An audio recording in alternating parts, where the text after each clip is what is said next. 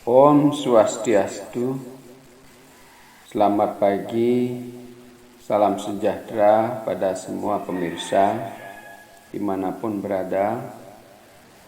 Semoga apa yang akan kita sampaikan pada kesempatan ini dapat didengar dan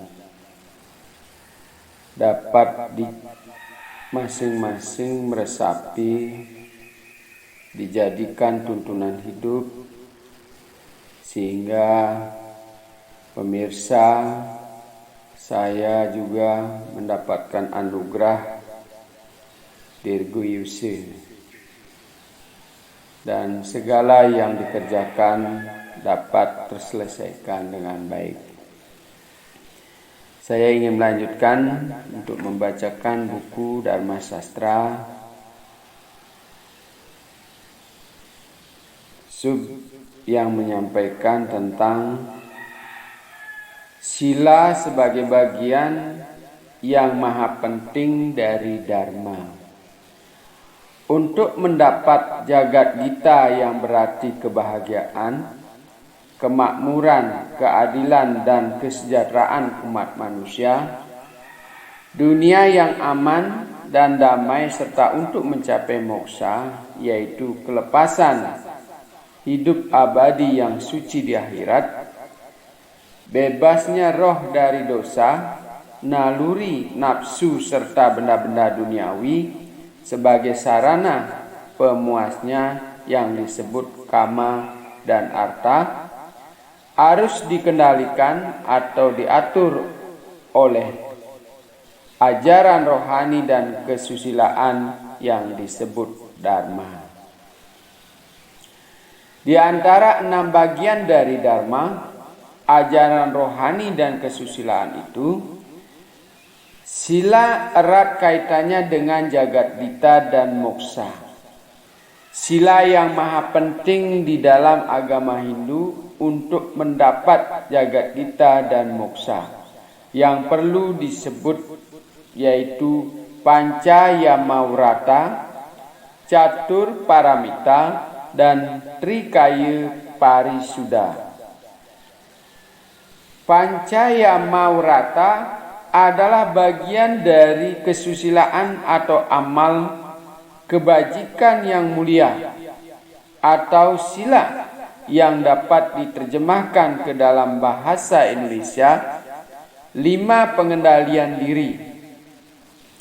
Sedangkan Catur Paramita berarti 4 kebajikan yang luhur, dan Trikaya Parisuddha bermakna 3 perbuatan suci. Pancayamaurata yang berarti 5 pengendalian diri itu yaitu pertama, ahimsa. Awalan A pada kata ahimsa ini berarti bebas dari imsa. Imsa berarti tindak kekerasan, ahimsa berarti tidak melakukan tindak kekerasan atau non-violence, seperti membunuh dan membawa penderitaan pada makhluk lain. Kedua, brahmacari, kuat mengendalikan panca indera, terutama menghindari zina. Ketiga, satya, jujur, lurus hati. 4, asteya, tidak mencuri, merampok, korupsi, yang di dalam istilah Jawa kuno disebut maling atimpuh, mencuri sambil duduk, mengambil hak orang lain secara tidak sah. Aparigraha, tidak suka menerima pemberian atau tidak rakus. Catur Paramita berarti 4 kebajikan yang luhur, yaitu pertama, maitri, cinta kasih dan ramah terhadap semua. Kedua, karuna, prihatin dan kasih sayang terhadap yang papa, yang melarat, dan yang tertindas. Upeksa, mengampuni. Mudita berarti bersimpati terhadap yang berbahagia, bebas dari rasa dengki dan iri hati. Trikaya Parisuda yang berarti 3 perbuatan suci. Pertama, Kaika Parisuda, perbuatan yang penuh kebajikan. Wacika Parisuda, ucapan yang benar dan jujur. Manasika Parisuda, pikiran yang suci. Banyak ajaran kesusilaan atau kebajikan sebagai bagian dari dharma di dalam agama Hindu, selain daripada Pancayamaurata, Catur Paramita, dan Trikaya Parisuda. Semua bagian kesusilaan atau kebajikan dari dharma ini tidak dapat diuraikan keseluruhannya karena jumlahnya amat banyak.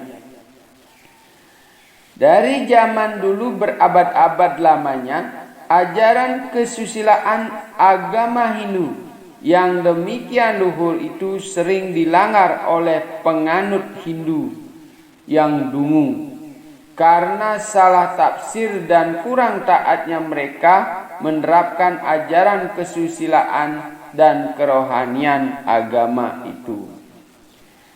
Kejadian ini menimbulkan kurang meratanya kesejahteraan dan munculnya diskriminasi sosial seperti sistem kasta, berasal dari bahasa Portugis casta, yang pada mulanya adalah pembagian tugas disebut warna dalam bahasa Sanskerta berdasarkan pekerjaan, kewajiban, dan bakat. Penyimpangan semacam itu tidak mungkin terjadi bila ajaran kebajikan dan kerohanian Hindu yang luhur itu diterapkan secara benar dan tepat oleh penganut-penganut Hindu. Andaikan kama dan arta benar-benar dikendalikan oleh dharma dengan melaksanakan ahimsa, berpantang melakukan perbuatan yang membawa penderitaan orang lain, aparigraha tidak rakus, karuna prihatin, serta kasih sayang terhadap yang papa, yang melarat dan tertindas, yang diterapkan oleh tokoh-tokoh agung rohaniawan Hindu pada zaman ini seperti Sri Ramakrishna Parama Hamsa Mahatma Gandhi, Swami Vivekananda, Swami Dayananda Saraswati, dan sebagainya. Orang-orang berrohani agung ini benar-benar menerapkan kesusilaan dan ajaran-ajaran agama Hindu yang luhur dan sejati sebagai yang diajarkan oleh para Maharsi Weda, yang langsung mengalami kebenaran rohani atau kesunyatan seperti yang tertera di dalam ajaran-ajaran suci Upanishad atau filsafat Weda dan Purana-Purana teologi Hindu dan sebagainya. Demikian juga seperti yang diajarkan oleh Batara Krishna di dalam Bhagavad Gita, kitab suci Hindu yang dianggap tersuci yang penuh dengan ajaran-ajaran rohani, jnana yoga, kebijaksanaan ilahi dan kesusilaan rohani, serta pelaksanaan yoga.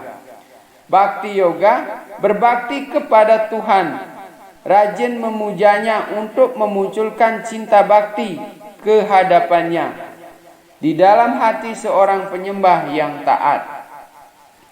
Dan karma yoga, berkarya dan mengabdikan diri untuk sesama makhluk hidup tanpa pamrih dengan mempersembahkan karya dan pengabdiannya itu kepada Tuhan. Umat Hindu di Indonesia yang menganggap Pulau Bali sebagai pusat rohani Hindu yang paling lama bertahan berusaha menjadikan ajaran-ajaran suci agama Hindu sebagai pedoman hidupnya, terutama ajaran kesusilaan rohaninya seperti Triwarga yang mengajarkan hendaknya dharma, ajaran rohani dan kebajikan sebagai pedoman hidup untuk mengendalikan kama, yaitu naluri nafsu dan keinginan, serta arta, benda kebutuhan duniawi dan arta kekayaan. Untuk mendapatkan jagadita, yaitu kebahagiaan dan kesejahteraan umat manusia, kedamaian dan kelestarian ciptaan Tuhan. Dan untuk mencapai moksha, yaitu kelepasan atau kebebasan dari penderitaan duniawi. Seperti diajarkan oleh Batara Rama Raja, putra Ayodhya kepada adiknya Bharata dan sahabatnya Wibisana dalam sajak-sajak yang indah di dalam Wiracarita Ramayana berbahasa Jawa kuno yang digubah oleh pujangga besar yang dikenal dengan nama samaran Empu Yogiswara di Jawa Tengah, kira-kira 1000 tahun yang silam, yang berbunyi sebagai berikut. Pararta Gumawe Sukanin Buana, Ramayana Jawa Kuno 1.9. Utamakan kepentingan umum dan berbuatlah untuk kebahagiaan rakyat banyak. Tan arte tan kame pidonie tan yase. Pemimpin atau raja yang bercita-cita mulia tidak terpersona oleh harta kekayaan, harta maupun nafsu duniawi, kama, pujian pun biasa tidak diharapkannya.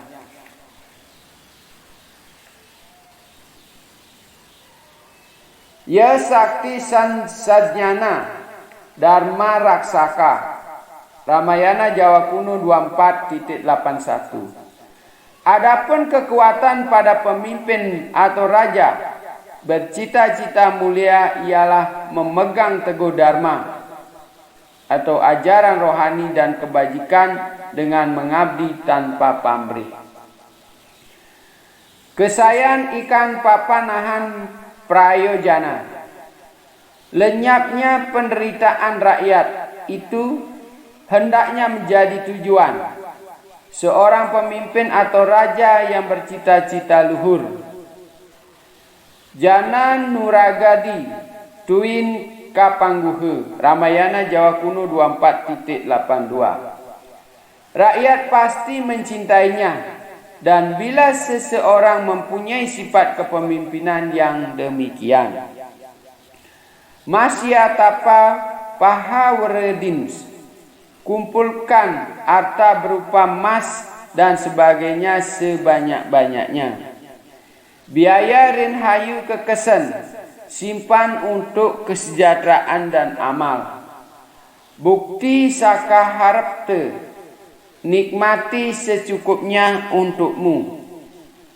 Adwehing bale kasukan, Ramayana Jawa Kuno 3.54. Sebagian besar harta itu dimanfaatkan untuk kebahagiaan rakyat.